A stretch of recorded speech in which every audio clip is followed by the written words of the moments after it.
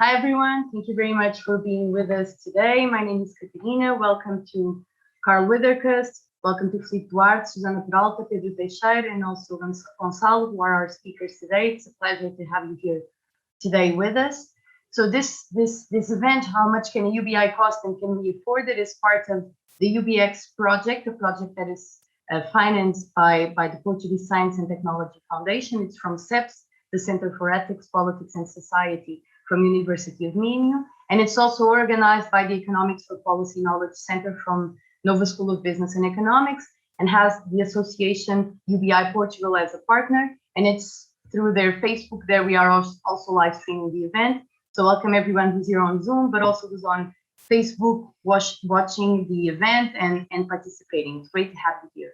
So very quickly, because we are already a bit behind time, just to tell you, our program is quite ambitious. We're going to have first Carl Withercust discussing with us brief and important accounts from the paper he co-authored with George Arndt on the cost of basic income in the United Kingdom and micro-simulation analysis.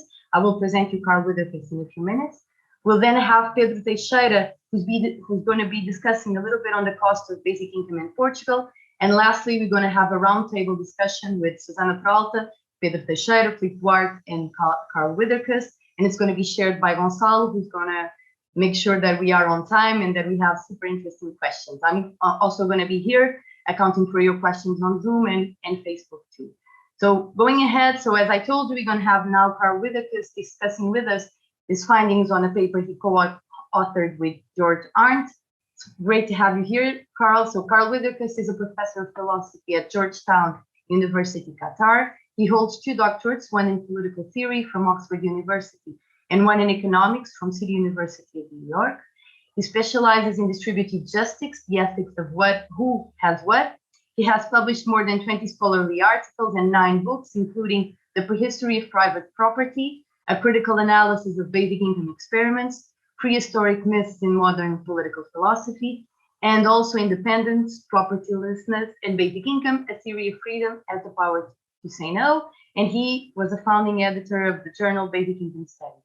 So thank you very much, Carl. A pleasure to have you here, and the floor is yours. Thank you.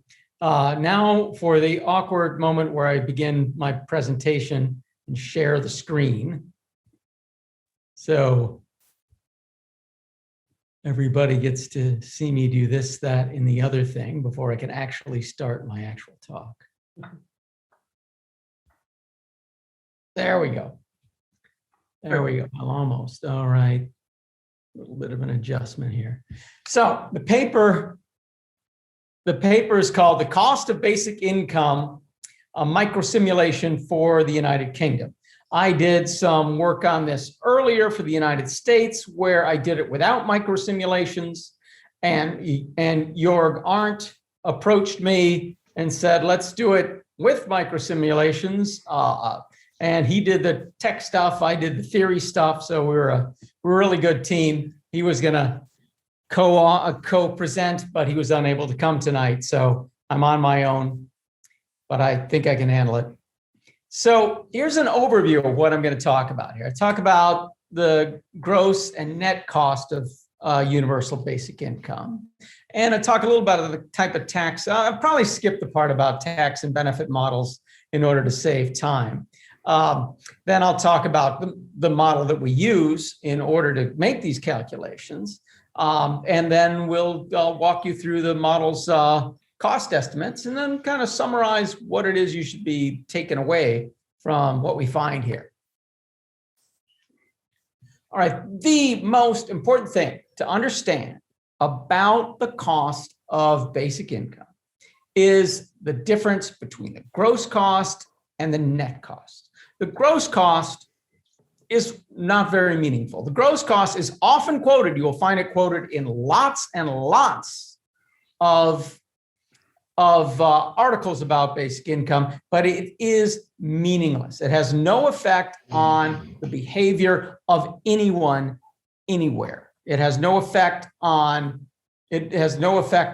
how much it costs taxpayers to have a basic income. It has no effect on what sort of tax rates you need to support basic income. It has no effect on other aspects of the government's budget. The gross cost, this sort of meaningless cost, is to take the basic income and multiply it by the number of people in the country.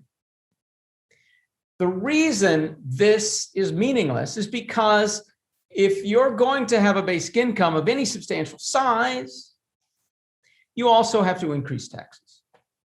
The taxes have to come from somewhere. And if you're giving, and the only thing the only place they can come from is people. And people pay the taxes. Every single person is getting a basic income. But most of those people are also paying taxes. People are both paying taxes and receiving basic income. At the same time, everybody is paying and receiving. They're taking and giving back with basic income in a way that they're not doing with almost any other policy. With national health care, if you're in a country that's lucky enough to have that, everybody's paying for health care in their taxes and receiving health care at the same time, but they're receiving something different than what they're paying. They're paying money, getting back health care. Those don't quite cancel each out. The cost of a healthcare program is, well, what does it cost us to change your money into these services?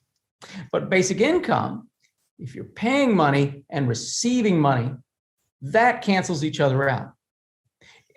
So what you want to know is the difference. Some people are receiving more than they pay, and other people are paying more than they receive. Those people who pay more than they receive are the net contributors.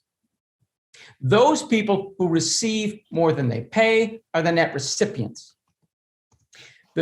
And what you need to know is how much less are the net, how much more are the net contributors paying, and how much more are they paying, and how much more are the net beneficiaries receiving. That's what you really need to know. That is the genuine cost of basic income. The reason for that simply is that it doesn't cost anything to give money to yourself. So check out this nice little handy graph here. Imagine you've got an income of £4,000 a month, and you are asked to pay £1,000 in taxes to a beneficiary. So 1,000 comes out of your money, and you have an after-tax income of £3,000. And that is not a basic income. That is just a means-tested transfer. That costs you $1,000. Your income has gone down by $1,000 because you're paying this new tax to support this thing. So your income is $3,000. Now, then when we transfer from this means-tested program to basic income, we're going to say, okay, you're not only going to pay $1,000 to this other person, you're going to pay $1,000 to yourself. So we're going to add $1,000 to your paycheck in withholdings, and we're going to subtract $1,000 from your paycheck in taxes. Well, your paycheck's going to be the same thing. So that is going to look like this. You're giving $1,000 to the other person, and you're giving $1,000 to yourself, and your after-tax income remains at $3,000, just as it was before. So the net cost is really what's important. How much does it cost the net contributors? How much does it cost them to give this benefit to these net beneficiaries? That's what you need to know. Anything beyond that is meaningless. And this, of course, is going to depend on what are the tax rates? How do the tax rates interact with the basic income? And if you just simply total up the gross cost, you get no notion of what this is, and you can't really, that is in no help at all in estimating the net tax burden that this is going to cause for net contributors. So that's why you need to know this, and that's the most important thing to know. Now, so let me walk you through what we've done with this paper. I'm going to skip some of the explaining how tax benefit models work. I'll tell you what kind of UBI we were looking at, and then tell you what we found. And the modeling involves microsimulation analysis. It's a static model that assumes nobody's changing their behavior. So we're not modeling changes in behavior, but we are looking very specifically at all the different levels of income and the behavior of different people, how much they're paying under the old system and how much they would be paying on the new system. We have data from this from Euromod, which I hope Euromod is going to continue to cover the UK after Brexit, because it was sure handy when we made this paper. So anyway, the model specification. The model specification, the very basics of it are the UBI in the top row is $7,706 per adult per annum. That's per year for those of you who don't speak Latin. And $3,853 per year per child. The income tax rate we're assuming is 50%. Now that is a high rate, but remember, everybody's getting a basic income of $7,000. So the first $7,000 of your taxes are paid for by your basic income. So, and the rate doesn't have to be this high. This rate is not chosen in order to finance the model or anything like that. It's just chosen to get you an idea of what the cost of basic income is. Now we retain some means tested and some contributory programs. So we're looking at how to integrate this into the existing tax benefit model in the UK. And so we retain, we look around, we see, well, which of these things are we going to keep? Which are we going to leave? Which of these contributions we leave, and so forth. So we take these out. Basically, what we're trying to keep, what we're trying to avoid is duplication of effort. Things that are solely designed to prop up people's income, we replace, but we do it on what we call a hold harmless basis. Do it in a way we're replacing this program of basic income, but only to the extent that basic income pays you as much or more. If you were getting more in this other program, then we take away the first £7,706, but you get to keep the rest. And we're not replacing things like the national health insurance. We're not replacing state schools, and we're not replacing public housing because the housing prices vary so much across the UK. There's really the idea of having something where a basic income so high that you could afford housing in London would be, you'd live like, a prince in North Yorkshire. So we have to leave, housing and things like that in place. So here's the model specification then. Now, we chose this, if you actually skip down to the third line, look at a couple. Okay, a couple with, single individual is getting £7,706, but a couple is getting $15,413, which is exactly the poverty line for a couple. And that's why we chose this figure.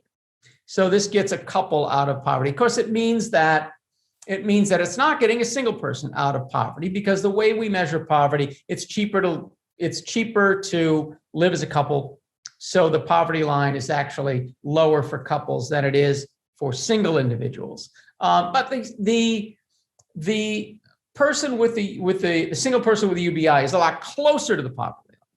It's a lot closer to the poverty line. It's not quite up to the poverty line, but a lot closer than they are under that many people, depending on what they're eligible for, that many people are right now. So the lowest to the low are going to be better off, but not all of them we're bringing quite to the poverty line with this. A person with one adult and one child is going to be just slightly below the poverty line. And then the average family is going to be, the average family, which is 1.88 adults and 0.51 children, is going to be basically right at the poverty line. That's why we chose the child level, just for the average family. So this is how we specify. And then the second column there shows you the break-even point, which means that the point at which you transition from being a net recipient to a net contributor to this program. If the marginal tax rate is 50%, and you're paying £7,706, you're receiving £7,706 a year, then then you will break even at 15,412. So that's the break even point. So we're estimating a fairly low basic income, but one that would make a lot of difference to the many people in the UK who are getting by with less than this right now. And we could, of course, run the simulations again for a higher one. Now the results. So the cost of this UBI in a vacuum. So we're saying not when we don't think about integrating it to the tax and benefit system. The cost of this UBI, when we don't think about integrating it, is $155 billion. That's the net cost. When you look at the fact that people are paying themselves, it looks like, so it turns out for every pound that net contributors pay to net beneficiaries, for every pound that people pay to other people pay 3 pounds to themselves. And it's not just the net contributors paying to themselves, but remember, the people at the low end are also paying some back. They're paying really part of their own UBI. So this net cost is 155 billion pounds, or 7.9% of GDP. Now, the existing benefits system costs 193 billion pounds, 9.8% of GDP. Now, if you were then to fully replace, which we definitely do not recommend, but if you were to fully replace the existing tax benefit system with this UBI, it would actually cost $38 billion less than the current system. I really don't recommend that, but it'd actually be saving money and getting the lowest people out of poverty. You'd also be harming a lot of people who are just above poverty and taking away a lot of in-kind services that the UK really needs. So I definitely don't recommend that. Now, full addition, if you were just to say, we're not going to cut anything, we're not going to worry about the fact that we're doubling what a person who is receiving unemployment benefits gets. We're not going to worry about the fact that they would be doubling and other people would be virtually doubling what they're getting, people who are already receiving transfers that are getting them out of poverty. If you just ignore that and say, we're going to not integrate this at all, then the cost of the two programs combined would be $348 billion. Now, when we go through the budget, we come up with a list of replaceable benefits, the things that are trying to do the same thing that UBI is doing, which is get people a minimum income. And replacing this on a hold harmless basis. So we're talking about, we're going to replace it on hold harmless. First of all, we look at potentially replaceable benefits. The UK is spending $123 billion on them. Now, to make sure that this is done on a hold harmless basis, so that no one in the low end is worse off, that's going to cost 32 billion pounds. So the remaining benefits then, and the hold harmless UBI are 225 billion, and then tax replacement is 35 billion. To integrate this into the tax system is 35 billion. So the new total benefits system is $260 billion. That's the new. So the UK had been spending 193, and we've added 67, and now the total spending would be 260. So you have an increase in the commitment to redistributive programs by 3.4% of GDP. And there's a bottom line down there, 67 billion pounds a year, 3.4% of GDP.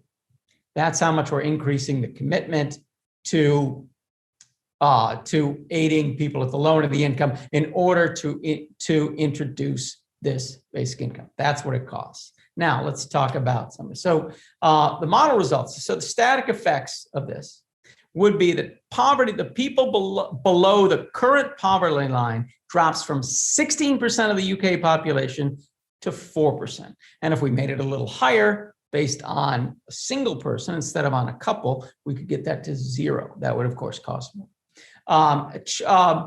Poverty among the children and the elderly goes to virtually zero. Now, some takeaways. So the net cost of UBI alone is 7.9% of GDP. The net cost of a fully integrated UBI into the system, even on a hold harmless basis, we're not making anybody in the bottom 20% worse off, is only 3.4% of GDP. Total benefit spending goes up from 9.8% to 13.3% of GDP, a substantial increase, which we definitely could afford because the United Kingdom has seen an enormous growth in the last 40 years. And most of the benefit of that growth has gone to the top 1 or 2% of the income distribution. So they've got twice as much money as they did 40 years ago. And the rest of the country doesn't. They have plenty of room by taxing people in that range to come up with 3.4% of GDP to pay this back. And if you did that, you'd probably discourage some of the constant bidding up of asset prices that is making London and Edinburgh and Birmingham and some other places extremely expensive in the UK. Now, the net cost is only 15% of the gross cost. So it's the gross cost is just an enormous, it's just an enormous overestimate of what UBI actually costs. People are mostly paying themselves. Only a 39% increase in the cost of the UK benefit system, and you decrease poverty from 16 to 4%. And this program, when we look at the effects up and down the income spectrum, we find that this program is a net financial benefit to all households in the bottom 70% of the UK. So it's only people in the top 30% of the income distribution who are paying more. UBI would reduce poverty from 16 to 4%, as I keep saying, can't say that enough.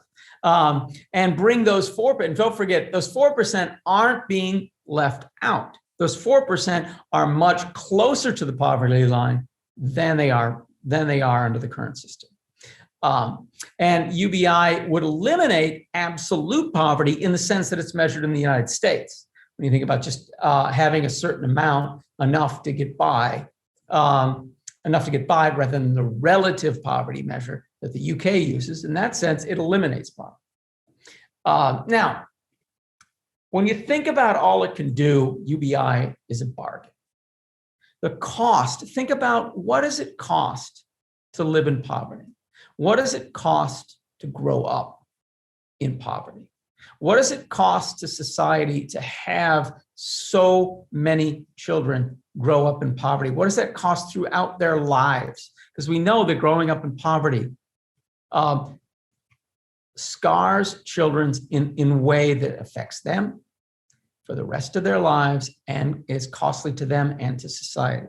They do worse at school, they perform worse as adults, and they demand more in other kinds of social services throughout their life, including health and mental health services.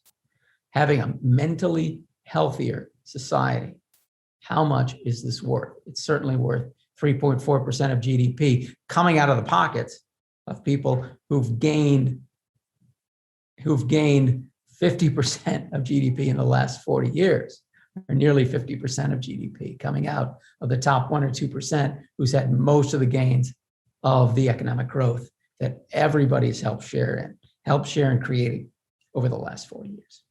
So I think basic income is a bargain. And I'll leave it to there. I haven't said anything about, well, what does this say about Portugal? But we can talk about Portugal. It's not so different than the UK. It's not exactly the same, but we can talk about how this relates to your experience in Portugal as we go on. Thanks a lot. Thank you very much, Carl. The numbers are indeed impressive, especially your numbers on poverty and the impact it can have on poverty. It's amazing, and it would be quite beneficial, I could say. We already have some questions. So the first question that we have is from Hans. Hans is asking which benefits would be considered replaceable benefits. So if you can add a little bit on that. Oh, yeah. parts of unemployment insurance, the first $7,000 of old age pensions, parts of there's a whole list. I'll have to refer you to the paper. So the paper, I should have opened the paper and had it sitting here right next to me so I could go with the list. But the paper is called "The Cost of Basic Income Micro Simulation for the UK." There is a free copy of it online. So if you Google that with our names, you'll find it. It's on my Selected Works website from B Press, which is similar to academia.edu, except for there's no advertising. So they're not always trying to sell you something. So it's actually a much better service. I don't know why more people don't use it, but I just put it on the chat. Okay. Oh, thank you. Okay, so another question is also from Hans for now. Hans is saying that he already did, so he already checked your paper, but it's here on the chat. So he's just asking how it could translate into the Portuguese context. Hans, I don't know if you want to add something, you can, Carl, but maybe this is something that we can go over into the discussion, but it's as you prefer. Yeah. Okay, well, I'd say a couple of words for setting this up. Oh, by the way, if I'm going to stop sharing the screen, if somebody if somebody has a question that involves going back to a slide, let's see, stop. How do I stop share? Be below also, you should have something saying stop sharing the screen. Strangely, I'm seeing. Oh, stop share. There it is. Okay. All right. So Portugal is a slightly lower GDP than the UK and not as unequal. So in the one sense, not as unequal, that means there's fewer people that you need to bring up. So in that sense, it's cheaper. But also then you got fewer people at the top end to draw on. So that's going to be different throughout Europe. Poverty is measured in a relative sense rather than an absolute sense. So actually, in that sense, it's going to be cheaper because your per capita GDP is somewhat lower. So your poverty threshold is somewhat lower, and that of course makes it cheaper. So really relative. So all these figures being relative to GDP, they're not going to immediately translate. But it also depends on, they're not going to immediately translate, but they'll be in the neighborhood. But it depends on a lot of like surprising things, such as how many people are in that range that are just near the just below the break-even level. It turned out it was more expensive in the UK relative to the US, partly because there's larger number of people just above the net recipient level. So are just inside the net recipient level. And those people, even just gaining a little bit among this larger number of people, made it higher cost. Whereas in the United States, because we're so unequal, actually, by the time you get a much larger percent of the population, or a much smaller percent of the population being net beneficiaries, where here you have 70% being net financial gain from this. Thank you, Carl. We have a question by Pedro and then by Bernardo. Pedro, go ahead. Pedro Teixeira. Oh, well, hi everyone. So I'll have something to say about the Portuguese case in a bit. So, but right now I want to use this opportunity. I mean, I have many questions about your paper, Carl. So, but I'll just ask two for the moment. Okay. So one, I think I hope maybe Hans already kind of asked this, but maybe I can push it a little bit. So I was reading through the paper and I wasn't sure exactly. So wait, what exactly happens to pensions? Because you say there that you replace contributory schemes, right? Like, and I think pensions, you include that there, right? So yeah.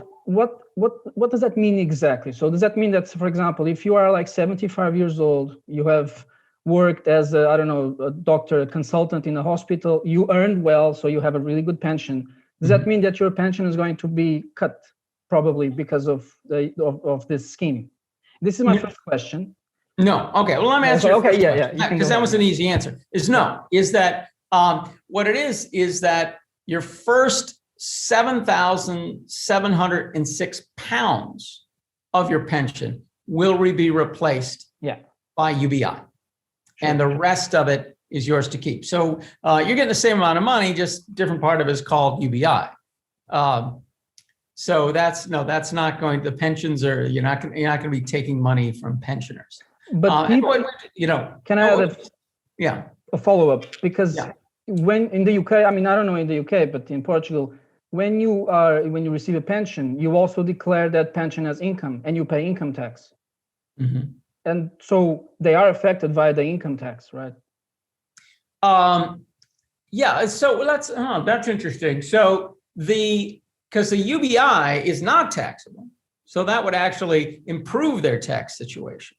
Now, whether our model takes into the fact that we're actually improving the tax situation of pensioners, I'm not sure, but that's also going to be, I mean, it's taxes on 7,706 pounds. So it's not going to be a huge difference in people's overall tax burden. But I'm actually not sure whether we're taking that into account, that we're reducing the tax burden of pensioners. I wish we had Jorg here for that. He would probably know the answer to that right off the top of his head. Pedro, do you have another question? I have more, but we can maybe listen to someone else. Thank you, Pedro.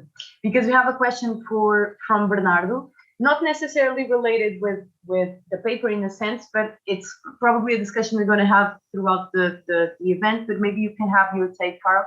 He's asking, would it make more sense establishing a national UBI or an European level UBI? It's concerning with Portugal too, which is a different case from the UK. What do you think? Well, take what you can get.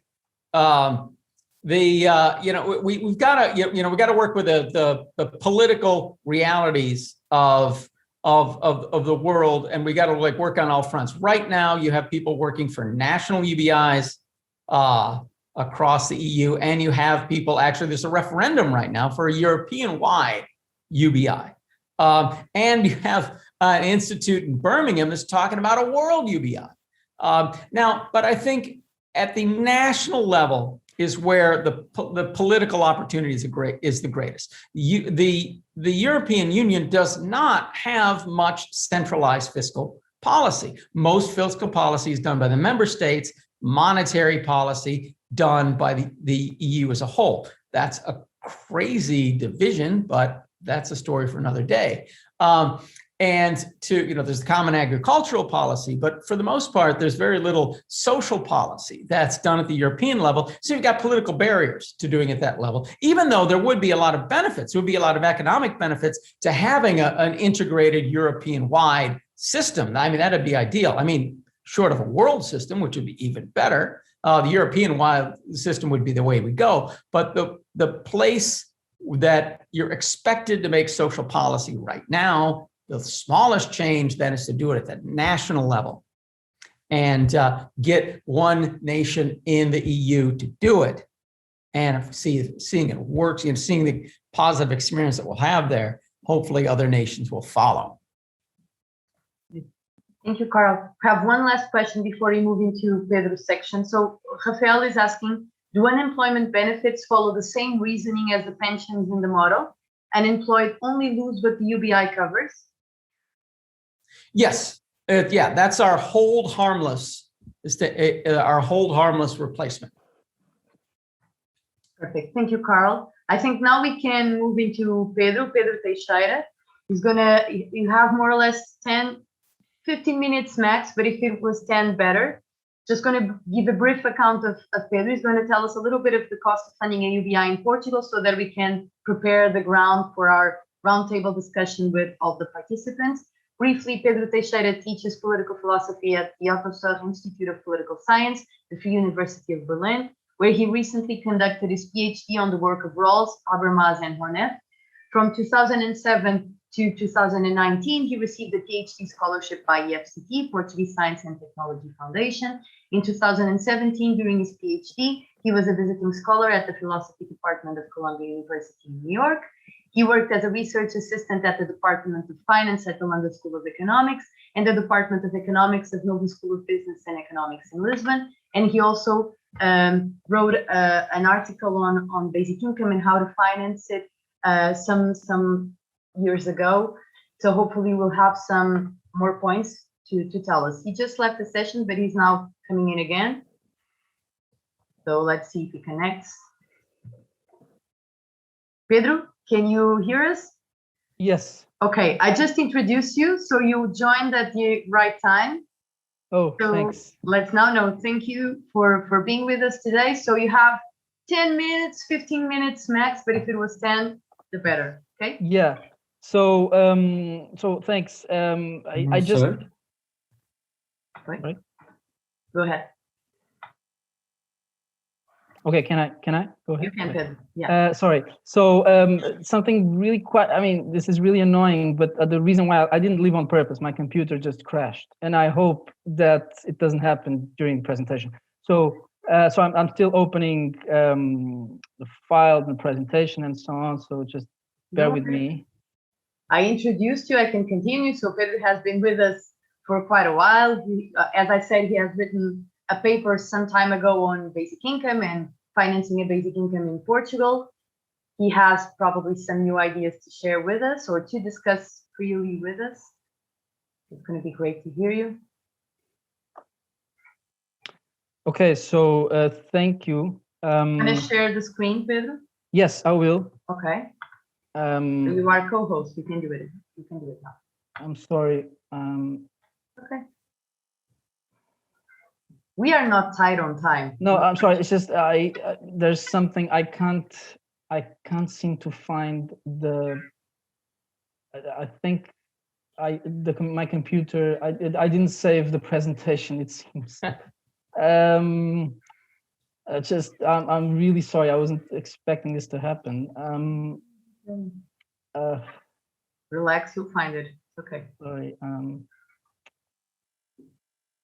Otherwise, we'll have a longer roundtable discussion, and Gonçalo will be much more relaxed sharing a longer roundtable discussion.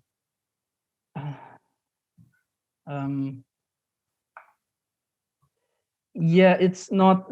Sorry, the thing was that I was translating and updating some things in the presentation, and then while we were hosting this event, and then the computer crashed and wasn't saved. So I'm afraid I can't really present. I mean, I can present orally if you bear with me, if that's okay. Go ahead. So so basically in my paper, I'm sorry that I can't really share. So I hope I remember. I mean, I have the article here, so I can open. So basically in my paper, published in 2019. So there's a first limitation, which is that I use Portuguese data from 2011, because that was also the year where there was this statistical analysis of the population in Portugal and everything. So I wanted to have all the data, precise data on population in Portugal, right? So the data I used in my paper is already somehow dated, but at the same time, these great variables, they move quite slowly, I think, these great aggregates. So I think we can still extract some consequences from this. So I think that essentially I think it makes sense, I think, to talk about Carl's approach when it comes to this idea of what is the net cost of basic income. And I think this is where we disagree, I'd say. So from my point of view, and the way, I mean, I think there are also other authors, and Carl and Georg also make reference to them, that take a different approach. I agree with Carl that this idea of calculating the gross cost is per se not very meaningful. It doesn't say much. And I agree that we need to calculate a net cost, but usually I think for several reasons, it's more meaningful to talk about a net cost. So, okay, exactly who pays the basic income? Is it the state, or is it it's like a redistribution scheme that the state somehow overviews, but the money is directly paid by, say, the employer, to the person. So that being said, for me, usually when in my paper, I calculate net cost of the basic income essentially by deducing from the gross saves by replacing existing schemes, namely in Social Security, and also sort of social assistance schemes, right? So in Portugal also, so we're talking about pensions, we're talking about unemployment benefit, disability benefits, all these kind of schemes, right? And so the main, I think I'll just to skip to already to the kind of results of my work. So essentially, so I start with several sort of baseline scenarios. One, which was the poverty threshold in Portugal back then, was 420 euros. These days, I think it's around 500 euros per month, which in per year, if we include 12 payments, is something like 5,000 euros. And then a second scenario of 200 euros per month. So quite modest, quite low. And then again, because I used a macroeconomic sort of simulation, but sort of painstaking done by hand simulation, right? So I don't use the microeconomic simulation that Carl uses. I use a macro one that uses the Portugal and by the tax authority, which are they're not as bad as one could think, and they have a lot of information on household, especially income. So the main findings is that, of course, if we talk about the gross cost of this kind of a basic income around 420 euros, so the threshold, the poverty threshold, the gross cost would be around 20 something percent of GDP. Whereas for a lower scenario, really sort of a partial basic income of 200 euros, it would be around, I think, 15%, although I would have to check those numbers again. Now, when we include all the financing in sort of indirectly by saving on all those programs of Social Security and so on, what we have then, according to my estimates in the paper, is that, sorry, trying to find here the data, is that in the case of a basic income of 420 euros, the funding coverage of total in terms of total funding needs would be around a third, right? So already there, one would need around just 65% more, which is quite a lot, right? But it's not as significant. This is what I typically consider the net cost. So it's the difference just between the gross cost and the amount of savings by replacing redundant Social Security schemes. When it comes to the lower one, the lower basic income, this coverage is higher. It's already around 40%, something like that. So we are still left with around 50% of basic income to fund. And this is where then I also apply a model of I also manipulate or change the tax income brackets by introducing either flat tax scheme, I think so similar to what Carlos and Georg are doing there, or progressive tax schemes. And so actually, I think there is something I can now share with you. I hope, can I share? Can I share pictures? I can, right? So, yes, you can share the screen and you'll be able to share a picture. Exactly. And then please wrap up too. No pressure. That would be good. Yes. This will be the end. So, sorry. Well, apparently I can't share a picture here. So you can share your screen, and if you have the picture open, it will show. Oh, just share screen. Please. Oh yeah, got it. So I'm now sharing the screen. So can you see this picture? So in this picture, essentially, I show the effects, the variation in available income for different income groups along the scale, right? So on the left, you have the lowest income groups, and on the right, the highest, for a basic income of 200 euros, depending on so with the flat tax. And we have therefore parametric curves, right? So what we see there is that if you check the numbers below, the T there means the marginal tax rate, and the F means the funding coverage. So how much of the funding needs are covered, right? What we see, I think, it's one of the main results of my paper, is that in the Portuguese structure of income distribution, if you have a flat tax, of course, the income groups on the left of this distribution will be disproportionately better off with the introduction of basic income. But then immediately once one moves away from the sort of 20% poorer groups and move into the so-called middle classes, what we have is a significant negative effect. And actually on top, we have, the top earners actually getting relatively better off than the middle classes. This has to do with the existing structure of taxation in Portugal. So it's, as I said, this is a variation given the existing tax structure. And if you see, and then in this next picture, I do the same exercise, but without a flat tax, with three progressive taxes, marginal tax rates, which actually I think tackle much better the ideas that, for example, or like the problems that Piketty identified, right? The fact that people earning high income, they are getting they are winning the game, so to speak.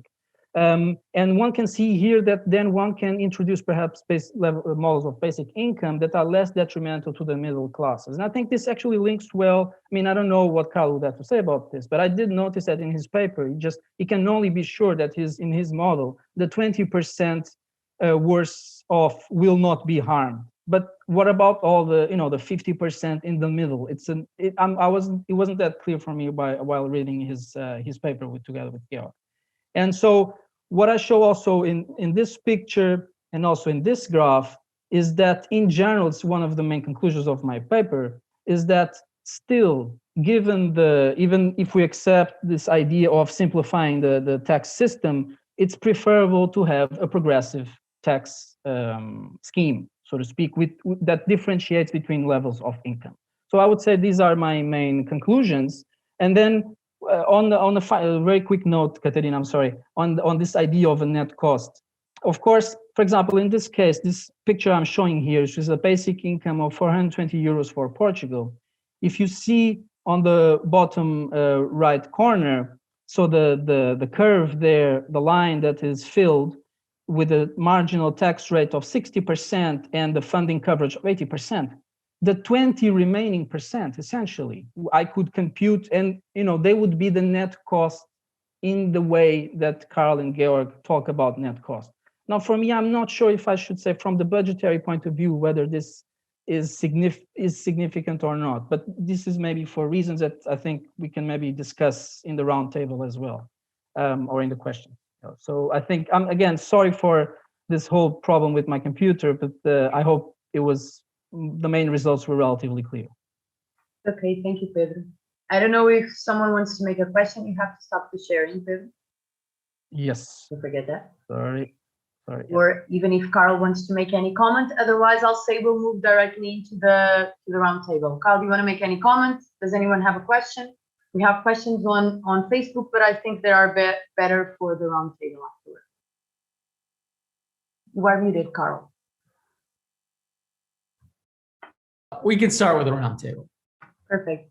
So briefly, again, just make very few bio notes of Susanna, Felipe, and then Gonçalo. Again, welcome Susanna and Felipe now joining us with Carl and Pedro to the round table. Susanna Peralta holds a PhD in economics from the Université Catholique de Louvain, sorry for my French, in Belgium. She's a specialist in public economics and political economy with a special focus on taxation and fiscal federalism. She joined the Nova School of Business and Economics in 2004. Her work is published in economic journals such as the Economic Journal, the Journal of Public Economics, and the Journal of Public Economic Theory. And it's a pleasure to have you here, Susanna.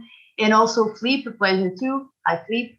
Philippe is an assistant professor and researcher in the School of Social Work at the University of Windsor, Canada, specializes in the themes of social citizenship rights, comparative social policies, political economy of the welfare states, and politics of austerity. He holds a PhD from Carleton University and a Master of Philosophy in Social Work and a Bachelor from Instituto Superior Miguel Torga, Portugal. His PhD thesis was entitled The Politics of Austerity and Social Citizenship Rights, a case study of the impact of the 2008 financial crisis on the welfare state in Portugal. Again, great to have you here. And lastly, Gonçalo. Gonçalo is going to be the chair of the round table, so the power is all on you, Gonçalo. Gonçalo holds a PhD in moral and political philosophy from Universidade Nova de Lisboa. Currently, he's a researcher hired by the Center for Classical and Humanistic Studies, University of Coimbra, and a guest lecturer at Católica Porto Business School. He was a visiting scholar at Université Catholique de Louvain, again, sorry, and Columbia University and Fontenay, very bad, my French. He's a co-author with Roberto Merril, Sara Bizarro, and Jorge Spring of the book on basic income titled Rendimento Básico Incondicional, Uma Defesa da Liberdade, published in 2019 by Edições 70. So go ahead, Gonçalo. Thank you very much, Catarina, for the presentations and also for organizing the events. So I would like to again welcome you all to the roundtable, to our presenters, and also to the public who is here with us through Zoom or watching through Facebook, to our Facebook page. We are on schedule, so we do have time. So we have 1 hour for the roundtable. It's supposed to be 14 minutes for the roundtable, then 20 minutes for Q&A. But I guess we can extend a little bit the roundtable also because my initial predictions on timing were counting on Georg is not here, and Pedro's presentation was also brief. And so I told the presenters at the beginning that maybe they could use 5 minutes for their initial presentations, but I guess we can comfortably extend them up to 7 minutes or something like that if you want. And then we'll have a second round of questions and discussion, etc. So just to kick off the roundtable, I would say we're very fortunate to have this event today because we, as philosophers, and I'm a philosopher who are interested in basic income, we talk a lot about the normative principles behind UBI, the reasons why UBI would be desirable. But then in the public debates, we are always confronted by the hard questions of financing. And so today we have people here who are specialists in the financing of a UBI, but as you know, there are several different models because UBI can be just below a poverty threshold, but it can be a partial basic income, like one of the models that Pedro studies in his paper. So not an appropriately basic income, but unconditional income that would help lift many people out of poverty, but it's not a full basic income. Then we have models of financing that mainly do it through income taxes, like what we heard from Carl and Pedro today. But we can also look at other sources of financing. For instance, Van Parijs, when he talks about, in Vanderborg, when they talk about the Euro dividend, they look at VAT rates, so IVA in Portugal. So I would guess that my very general questioning, just to open up the floor for debate, and I think I will give the word first to Susanna and Philippe, maybe in this order because they haven't spoken yet, would just be, it's the very general questions to everyone, but it's just as simple as this. What model of universal basic income would you defend, which you would think is desirable and maybe feasible? Roughly how much would it cost, and roughly how would you finance it?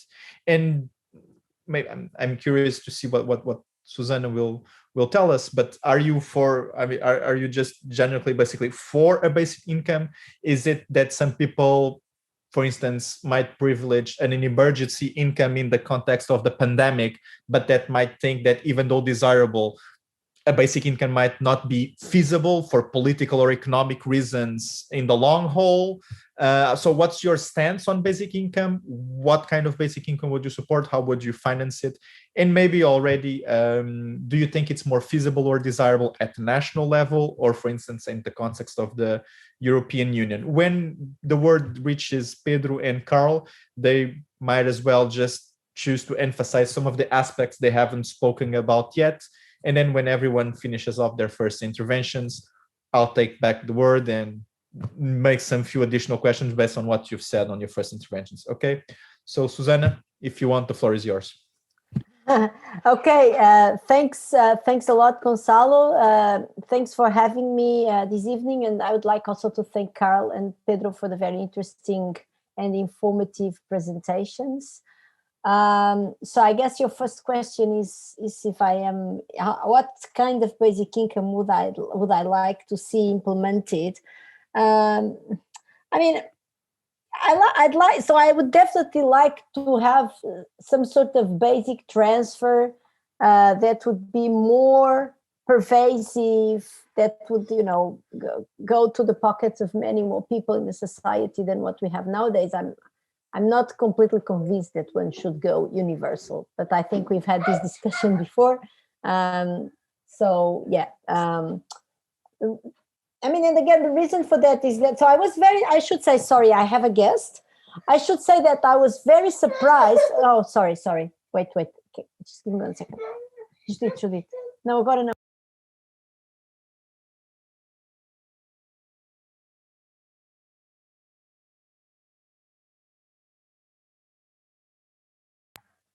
Yeah, see, Patch. Sorry, she just bought me some time on Netflix. That's the trick.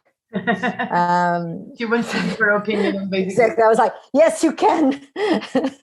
Yeah, sorry. So, I mean, I was very surprised to see how low the net cost was in Carl's proposal. And I have to admit that I was still confused despite the questions about what you do with unemployment benefits and pensions.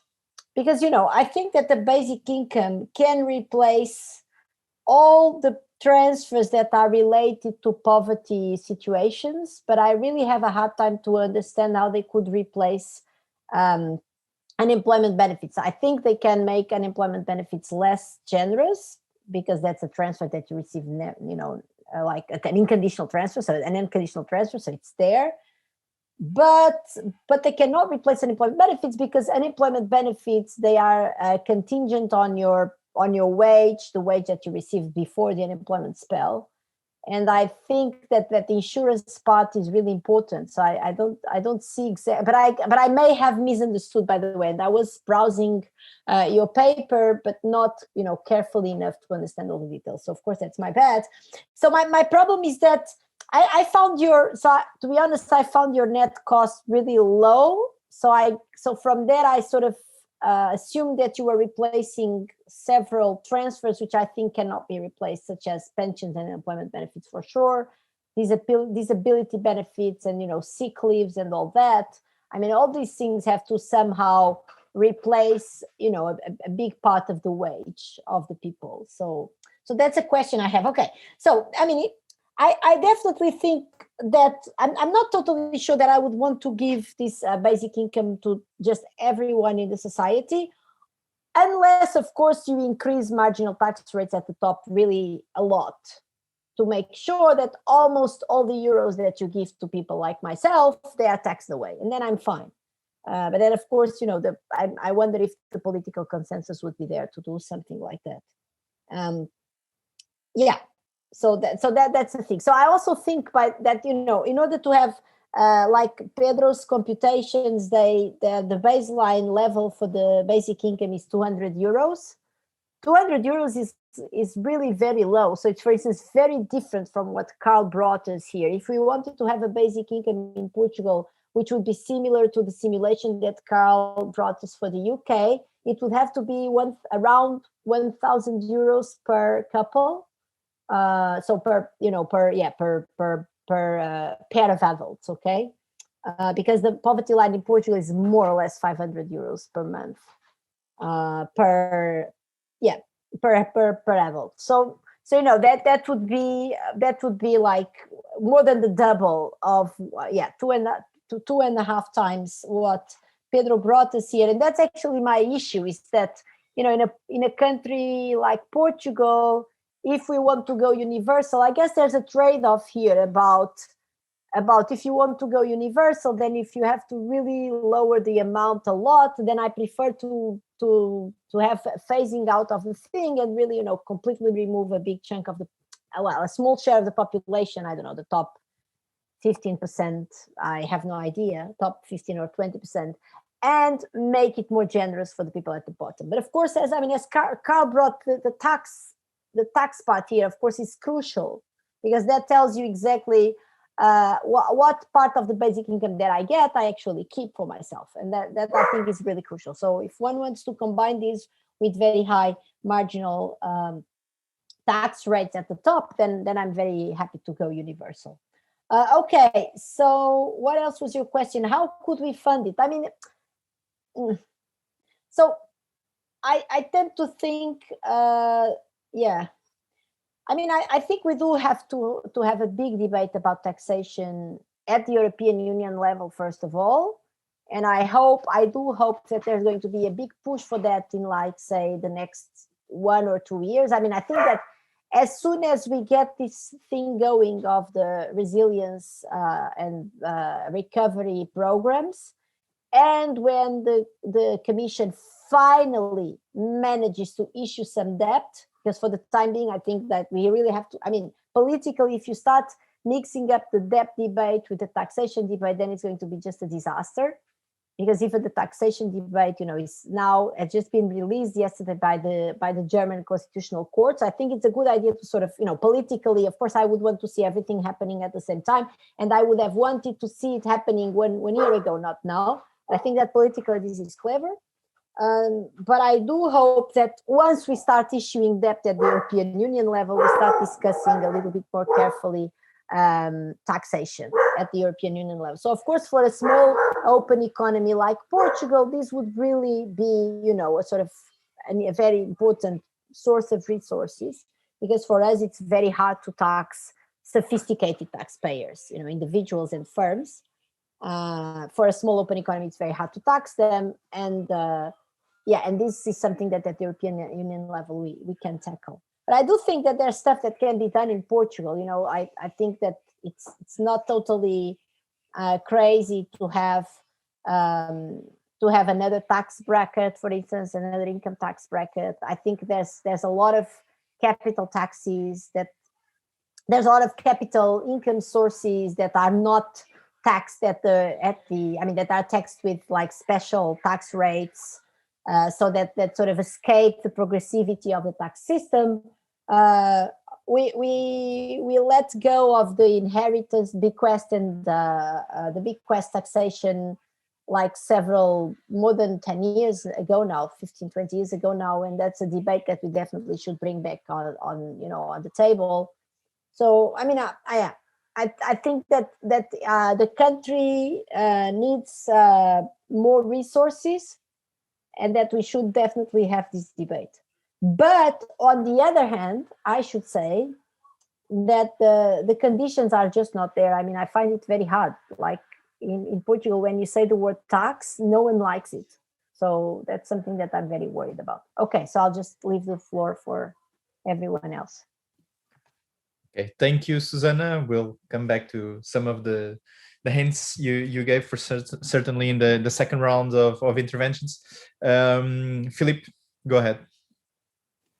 So thank you, everyone. I want to just thank Roberto and Caterina and Gonçalo for the invitation, and congratulate everyone for the UB experiments. So the research project, it seems a really important project, and all the researchers affiliated with the ongoing events and research that is just impressive.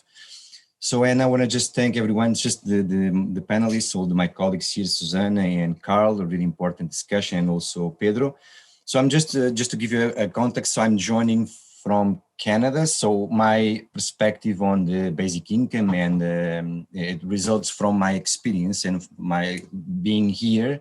And then from the conclusions and what I just draw from my PhD research on the impact of austerity in Portugal.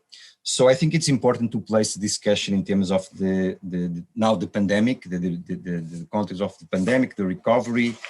I was just taking some notes here during the discussion when Carl was just talking and then speaking, and Pedro as well. So I think it's how do we exit the crisis? And then I studied like the 2008 financial crisis. If we just start from the 1974, the Carnational Revolution in Portugal. If you understand the IMF, that when Portugal requested in 77 the first loan, and then the second loan in 83, and then joining the European Union, the impact of the Maastricht Treaty, then the impact of the Stability Pacts, and then from 1997 and so on, then joining the European Monetary Union. I think it's important to the social occasion and understand. Carl, in discussion was really important, the paper about UK. I think I read both papers. So when you understand and discuss why we need a basic income in Portugal, I think we have to place and contextualize the economy within the welfare regimes, the Southern European countries. Again, like Susanna said, I think a weak economy, a huge unemployment, lower wages. So for those who understand, I think the importance of basic income in Portugal is really important. If we just compare with the case studies in Finland, in the US, I'm really familiar with the ongoing debates in Canada. I think it's an important discussion and a contribution for the project as well. So I will place, so how do we exit the crisis? So normally, and the plan is like the IMF, the Troika, the experts sometimes like through structural reforms on one hand. On the other hand, recovery and growth. So why is importing a basic income in Portugal? I think we need to understand the recurring crisis we are just facing now, a pandemic, and now the impact of the pandemic in terms of labor markets, in the economy. I'm from Portugal's mainland. I'm from Coimbra. I worked in people with poverty on basic income, so RSI in Portuguese, rendimento básico, the rendimento social inserção, I'm sorry. And then I was, before moving to Canada, I was working in Madeira when my wife, she's from Madeira. And I've been writing some opinion ads also in a Portuguese, in a local newspaper. But I think it's important to place and to contextualize the social location of the country, the importance to the economy. And then, because I'm original social worker, I was a social worker in Portugal before moving to Canada. I think it's important to contextualize and recognize what the values of the basic income. So sometimes when we listening, when Carl was presenting, we've compared why we need a basic income in Portugal. We've compared to the stronger economies like the UK or Canada or the US or even Finland or Nordic countries. I think it's just difficult, and I think Susanna was just mentioned a few issues. So the political debate, a common understanding about the need of a basic income, sometimes class inequality, class conflict. I think it's important to recognize the values that underpin the basic income and why it's important for Portugal. And for me, I think the objective in principle of the basic income measured in Portugal. So I think economic justice for sure. So a basic income for sure, just to implement or pursue, or that it has at forefront just economic justice and the dignity of people, the non-conditionality. I studied like the impact of austerity in the income support measures on pensions, on minimum income programs, and so on during the 2008 financial crisis, from 2010, in particular, like to the sovereign debt crisis to the end of the program, 2014. I think with this recurring crisis now with the pandemic for the Portuguese economy, like Portugal, if we just compare with Greece, Spain, and so forth, I think it's important first to define the values. Okay, why we need a basic income in Portugal. That's one thing.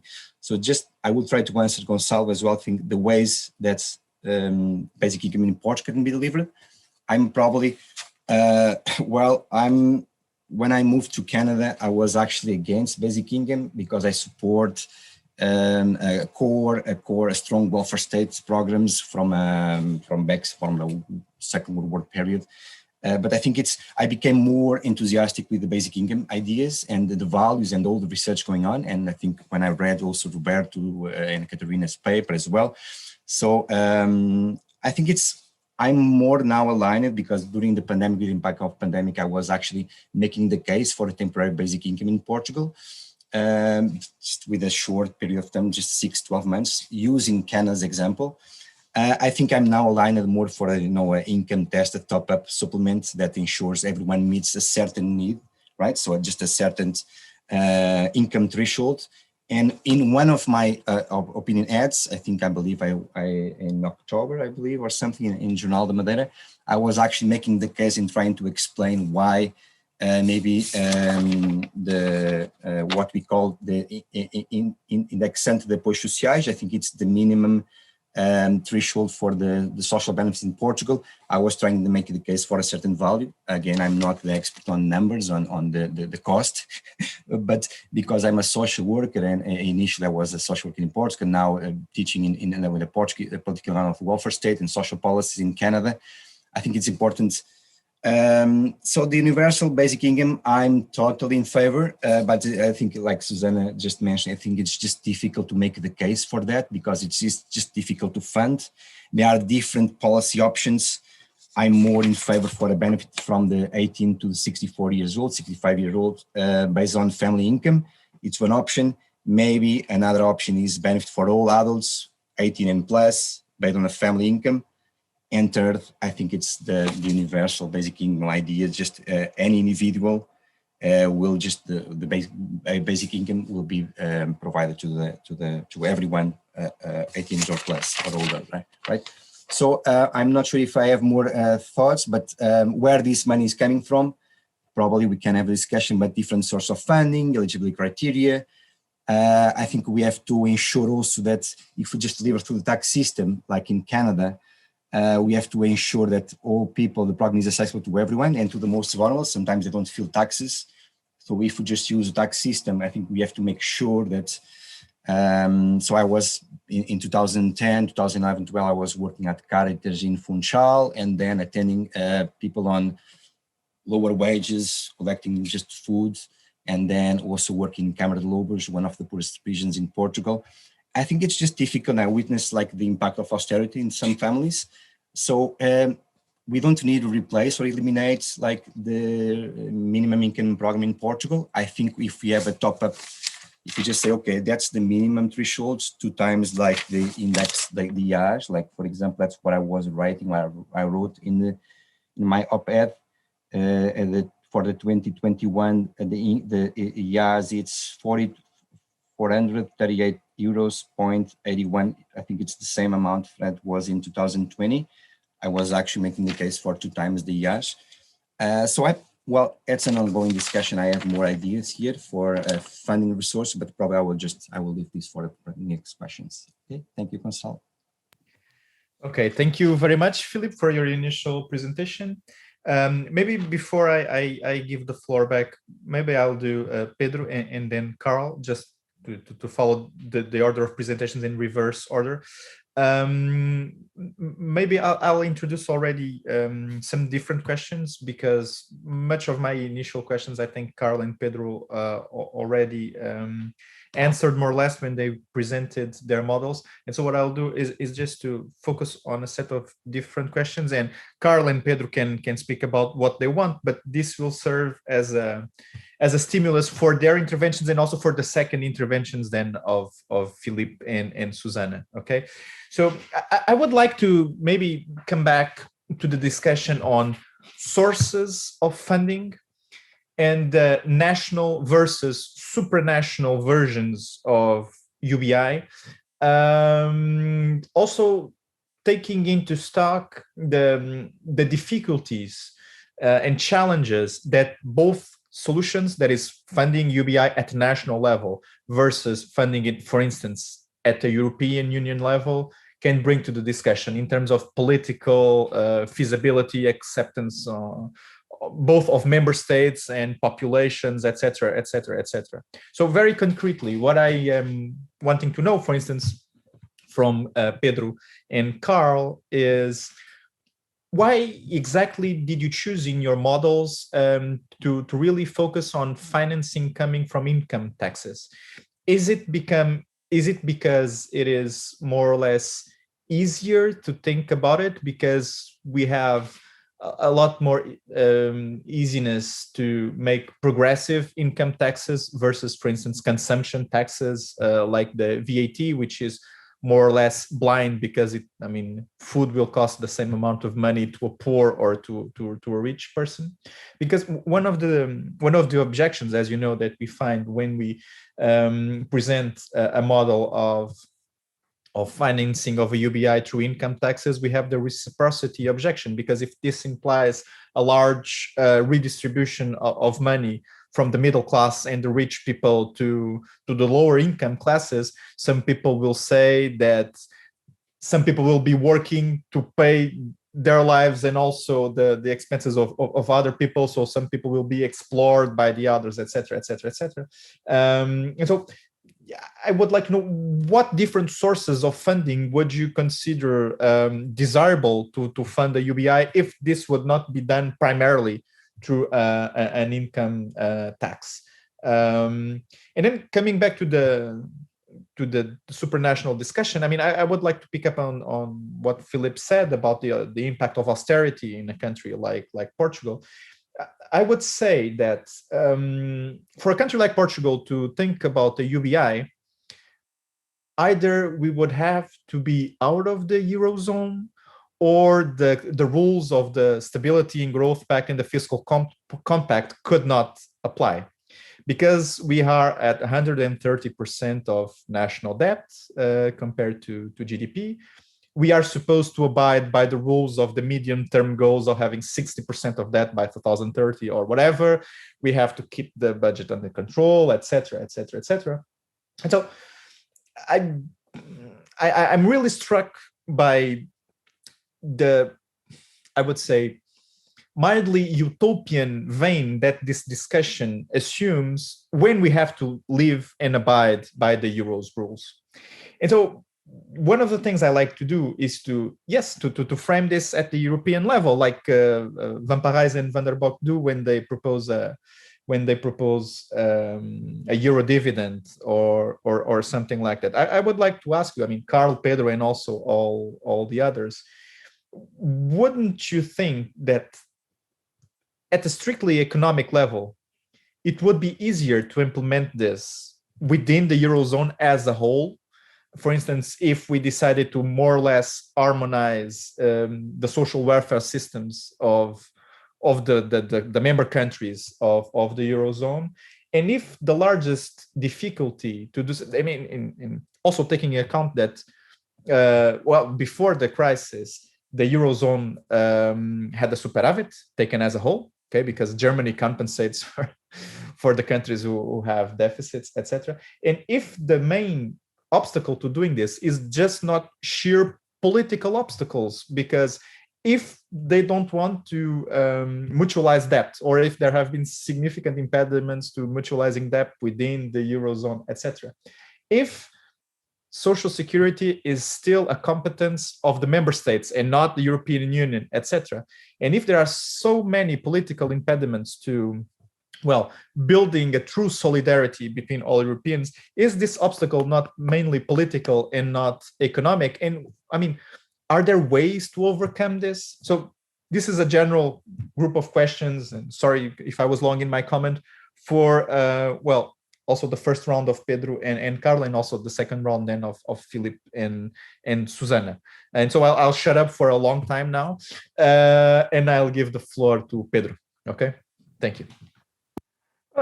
Thank you. That was a lot, Gonçalo. It's, sorry. No, a lot in terms of it just showed. One of the things I have to say I like about this whole question about funding a basic income, I guess this applies to everything else, is that it shows very neatly how economics, political economy, and political philosophy, they intersect, right? So it also becomes a little bit complicated, I think, at times. So but so I'm not sure exactly now where I should start. So I think, well, on the question, I'll go directly, I think, to the comments Gonçalo, you were making now. I would have some other things to say, namely about, the choices, I think, that sort of behind Carl's paper and also mine when it comes to the values of the basic income and what they cover and what they don't cover. But I think on the question of also sort of choosing first, so why focusing on income taxation, and second on what can be said or what can be done on the European level. So first, I think, I mean, I guess there are different reasons why it's so practical to start with the income taxation as a baseline starting point, right? One of the things is that I think, although I'm not completely sure of this, so I think in Europe, I think in Portugal, so the main tax revenue, tax stream for the national budget, if one excludes Social Security and these kind of things, which have their own sort of sources of revenue, I think it's income tax, but I'm not sure. It's surely higher than corporate tax. It's surely high in terms of aggregate values. Surely higher than VAT. In modern fiscal systems, income taxation has become like a mainstay of like how actually to get to the levels of taxation we need to get in order to fund the system. And so it's a practical consideration there, right? So I think on the second level, it depends on how you conceive basically one way to change distribution, right? So it's a redistributive scheme, so to speak. So, right, if you think about then, of course, income and what in taxation on income comes directly as the first step, right? So we change taxation on income both as a way to fund the basic income, but also to change distribution paradigms, right? So I guess it kind of it combines well, right? Now, I think even given the differences that there are between, say, Carl's model and mine, there are also many similarities, and I think all the studies I know kind of end up saying something like, well, this is probably not enough, or if it is enough in terms of funding, it requires raising nominal marginal rates to such a level that can be socially unacceptable, as also Susanna was saying before, right? So people are very, not only in Portugal, I think also in other countries, in different levels, they're very reactive against this kind of the idea of a nominal tax rate around, say, 70%. Although, for example, those existed for the higher income brackets during many post-war years, right, in some countries, but then they lowered. So it's a complex story. So that's, I guess, one consideration there. And I think that's also why in my paper, I end up saying, look, we really need to even preserve progressive tax scheme in terms of nominal tax rates, right? Now, I think, as I was saying, most papers end up saying something like, yeah, we need other sources, right? And then this is where it gets really, I think, tricky, both easy and also difficult. Because easy, of course, you can always list different sources. You can always say, well, VAT, although, as you said, Gonçalo, VAT is kind of a blind tax, so it's not probably the best if you want to improve the distribution of society or within society. You can think of green taxes. You can think of taxes on financial transactions. Maybe there's some potential there, I think. You can think of commons or sharing the revenue streams that come from, I don't know, some countries having oil. My question is always like, how come Norway doesn't have something like basic income? I mean, they could easily have that given their oil fund, I guess. I mean, until now, at least. In the future, I'm not sure. So I think it becomes easy and at the same time difficult, especially if one moves to the sphere of European Union, as you were rightly pointing out, right? So if, I guess, on the political and economic level, so combined, it's already difficult to the European Union to introduce something like a harmonized fiscal system. And it's difficult for good reasons because of all the old ideas between the connection between representation and taxation and all those things, right? So it's seen as a part of fundamental national autonomy that you control your taxes, and I think indirectly Social Security. So I think those are difficult. I mean, we can say a little bit more about that. And I guess just one final note. That doesn't mean that Europe hasn't, of course, introduced over the years schemes of solidarity, right? So one can think of all the funds that have been transferred to Portugal, Spain, the poorer countries by the richer nations, right? Of course, these were the counterpart of the creation of a common market, which I think greatly benefited, central economies and not the peripheral ones. But so solidarity is possible in Europe. But I just think when it comes to harmonizing tax and benefit systems, I think we're a long way, and we'll have to admit something like, I mean, I live in Germany, so it's okay. So it's something like a German MP deciding somehow on benefits levels in Portugal. I'm not sure if this would be a good idea at all. So I think we should probably be careful on this.